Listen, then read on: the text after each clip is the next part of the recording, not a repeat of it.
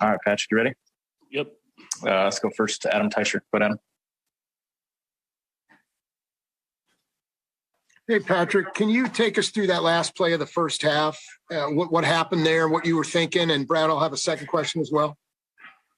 Yeah, we had just ran a play. It took 4 seconds to play before where I burned it. So I knew that the time was low, obviously, and knew we needed to get points. We called a play that we were trying to get someone over the middle quick. And then I was supposed to throw the ball away. I got a little greedy there and try to give to Tyreek and get a touchdown. They had 2 people out there. So definitely, I mean, in the long run of things, it looks bad, but if we had another chance, I would have went for another play again. Okay. And the Super Bowl has been the standard around here now, obviously. How are you going to look back on this season when you have time to reflect on it? I mean, you take away the good things, just like any season. It's definitely disappointing. I mean, here with this group of guys that we have, we expect to be in that game and to win that game. And anything less than that is not success. So we'll go back and we'll look at all the things we did well, the adversity we battled through, the team that we became towards the end of the season, and try to learn from the mistakes that we made and try to be better next year. Next to Herbie Teope. Go Herbie. Patrick, you mentioned some of the mistakes you're trying to learn from. What do you think went behind some of the struggles in that second half, especially coming off that first half where the offense seemed to be clicking on all cylinders?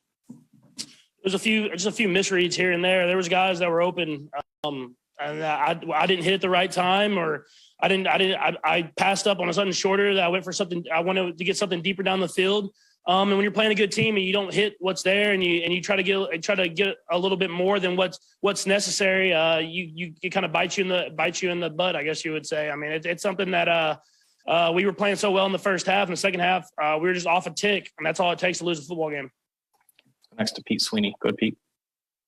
Patrick, all ththese guys look at you as the leader of this team. I was wondering if you could kind of share your message to this team and what you said after the game in the locker room.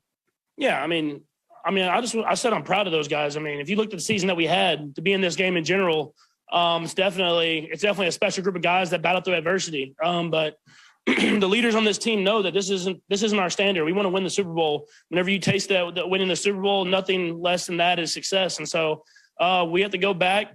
Obviously, every locker room is different, but we have the core group of guys that it takes to win. So we have to go back, learn from this, and try to be better next year. Let's go next to Sam McDowell. Good, Sam. Hey, Patrick and Brad, I have a follow-up. I know it's fresh right now, but what are the fresh feelings? Like, what goes through your mind immediately?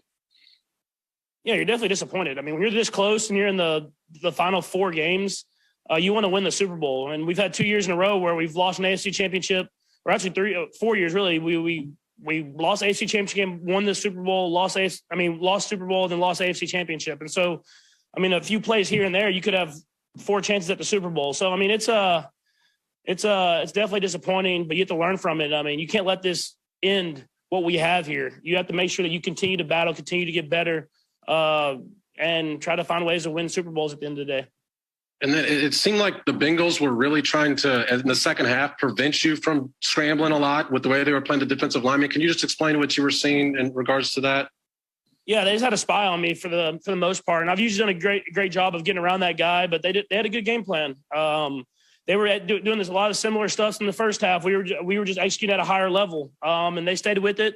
They fought. I mean, that's a good football team, but it takes a lot of fight to stay in a game whenever you're down like that. But I mean, I got to be better. I mean, when you're up 21-3 at one point in a game, you can't lose it. And I put that on myself.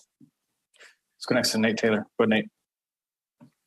Patrick, I have 2 questions. Just what did you see on the interception? And given your success scrambling in the red zone in the first half, was there anything that you just saw differently from the Bengals when you had those opportunities late in the fourth quarter? Yeah, on the overtime interception, I knew the safety was going to make a run at it. But I just gave my guy a chance. And, I mean, it got tipped. Good play by one safety, and it fell right into the other dude's hands. So, I mean, I would have done it again. I mean, whenever you have a guy like Tyreek running and he has to step on someone, give him a chance to make a play. And I'll say like 8 times out of 10, he makes that catch. And so didn't work for us today. But I mean, that's a play that I would go to again if I had the chance.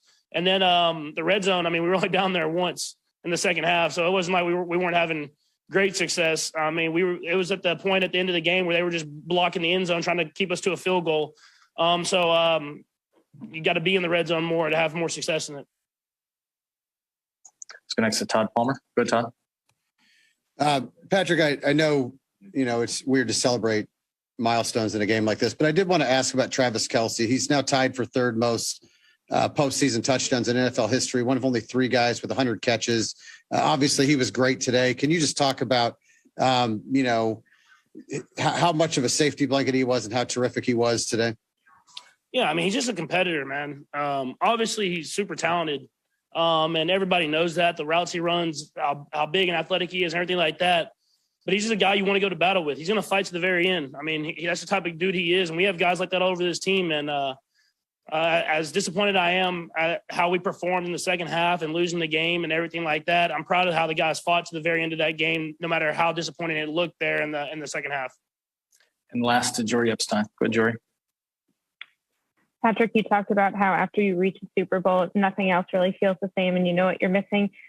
In light of the news that Tom Brady seems to be on his way of retiring, does it give you any different perspective of how difficult it is to get to that place? And what can you take from his career as you try and get back to that place? Yeah, I mean, his career is one of a kind. I mean, that's why he's the GOAT. I mean, to win that many Super Bowls, to be in that many games, it's hard. And I've understood that. I mean, after the years that I've had, I mean, I've been close a lot, but I've only been there twice and I've only won one. And I understand that it takes a special player, a special group of guys, a special circumstances for that to happen. And I'm just going to try to do whatever I can to give myself a chance every year to try to get in that game and to win it. But I mean, who knows if he retires? I feel like we don't know for sure. But regardless if he does or he doesn't, he's going to be a great football player, and he's always been a great football player in his career.